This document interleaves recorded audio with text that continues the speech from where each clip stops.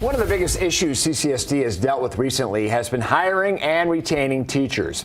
Fox 5's Mike Allen shares some of the biggest struggles the district faces when hiring teachers and how they're looking to address it. Yeah, Clark County School District is trying to fill about 1,100 positions right now. That accounts for 6% of all positions in the school district. And as I found out, it's proving quite tough to close that gap. The project that I'm most excited about right now is identifying how many actual open classrooms we have in our district. Marinette Bernazar, Deputy Human Resources Chief for CCSD, is in charge of making a dent in the teacher shortage the district is seeing heading into next school year. It would be nice to cut that by 50% and, meet halfway, but just one day at a time.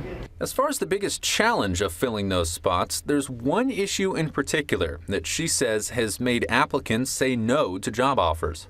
We have had over 150 potential hires refuse to work for CCSD because of the salary. That accounts for more than 10% of the openings in the district.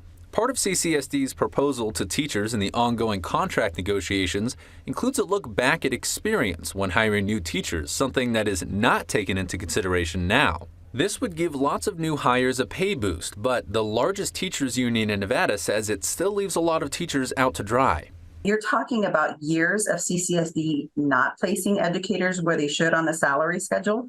So to go back and try to make a change to all of that, that's one thing. But when it's at the expense of over 4,000 educators, that's unacceptable. On top of higher pay for more teachers, Marie Nisus, president of the Clark County Education Association, the largest teachers union in Nevada, wants to fill those empty spots with qualified teachers. It breaks my heart that children are not getting a licensed, highly qualified educator in the classroom. Bernazar agrees. Long-term goals would be to ensure that every student has a qualified teacher in the classroom. That's ultimate.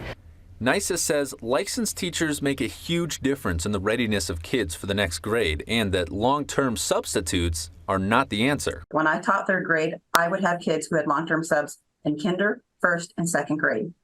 Those children are not coming in at the same level as a child who's had a fully licensed teacher in front of them for those years.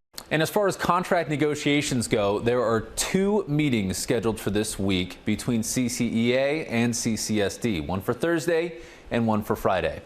Back to you.